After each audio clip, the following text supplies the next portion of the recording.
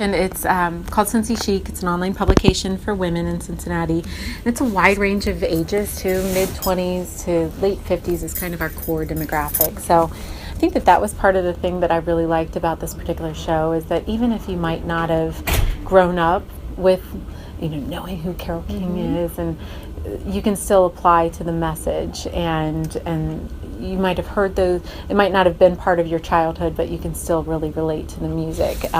So that's part of what I wanted to talk with you about is, and especially since you know Carole King and you know what I mean. You've performed with her, and how is that to play someone on stage that you actually know? It's a real person. It's not a fictional. Right. What is that like? Yeah, it's an interesting challenge and a responsibility.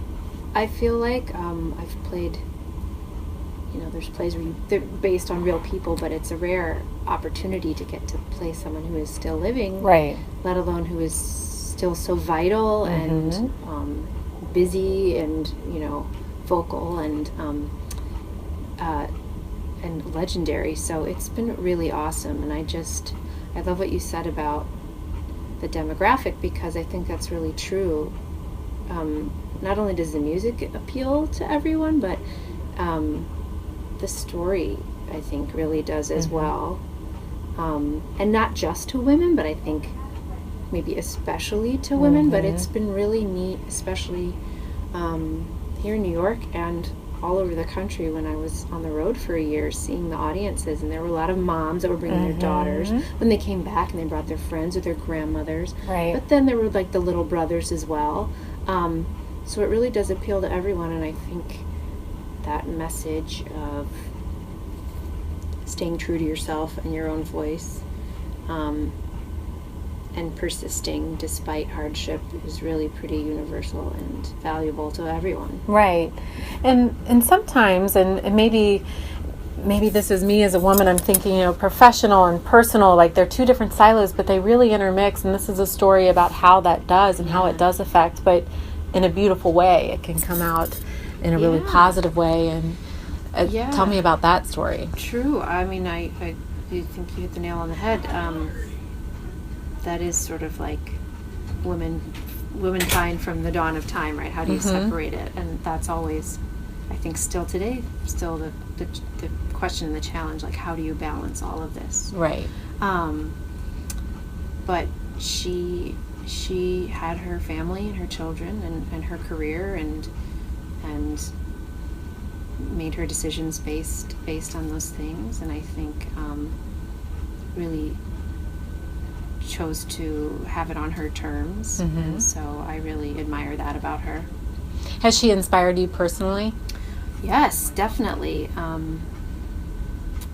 That aspect of sticking her guns and doing things the way that she wanted to do them, and her resilience and positivity in work and career and life and love, and how she just kept going despite some setbacks are very inspiring to me.